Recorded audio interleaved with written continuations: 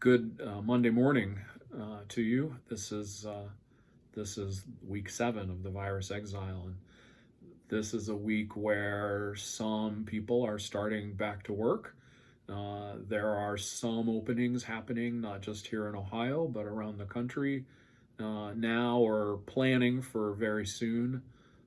This is good, maybe. This is scary, maybe. If you're like me, you probably don't even know what to think about it. If a person needs the work, it's awesome, right? If not, maybe too soon, or maybe some combination. Well, is there still going to be trouble? When I start going down that road in my mind, whether it's about a virus or anything, Psalm 27 is often where I land to be brought back into God's settled peace. And so I thought this morning we would sit in Psalm 27. This is from the Contemporary English Bible.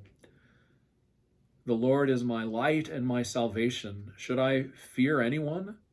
The Lord is a fortress protecting my life. Should I be frightened of anything? When evildoers come at me trying to eat me up, it's they, my foes and my enemies, who stumble and fall. If an army camps against me, my heart won't be afraid. If war comes up against me, I will continue to trust in this. I have asked one thing from the Lord.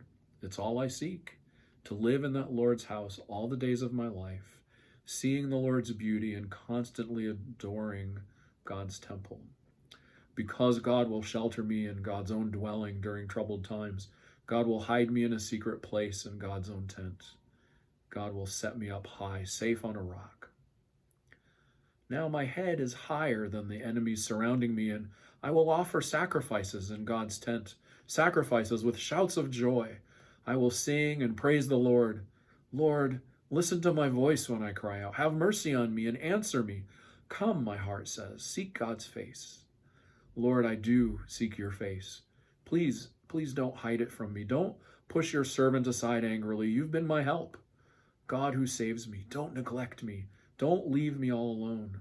Even if my father and mother left me all alone, the Lord would take me in. Lord, teach me your way. Because of my opponents, lead me on a good path.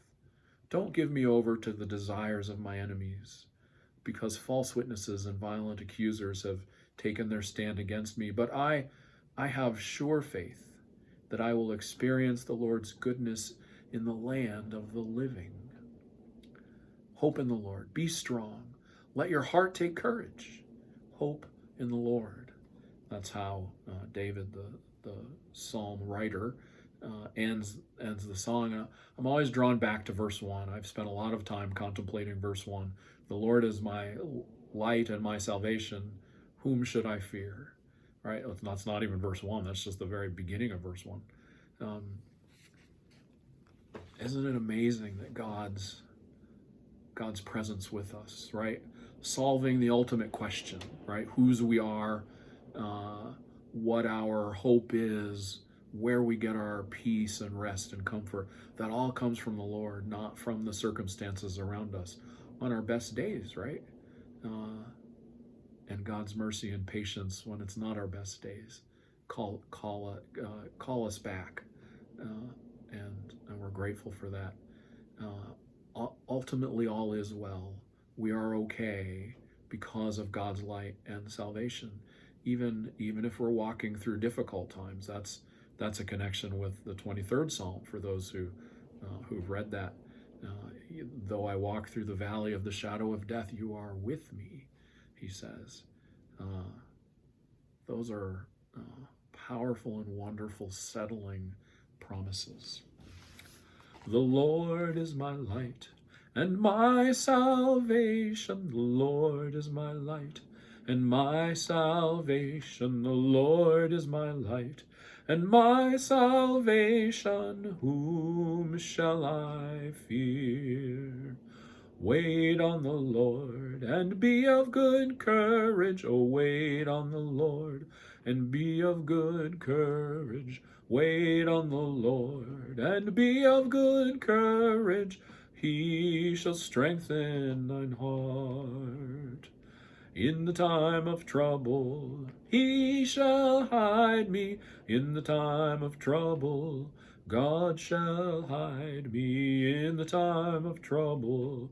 God shall hide me, whom shall I fear?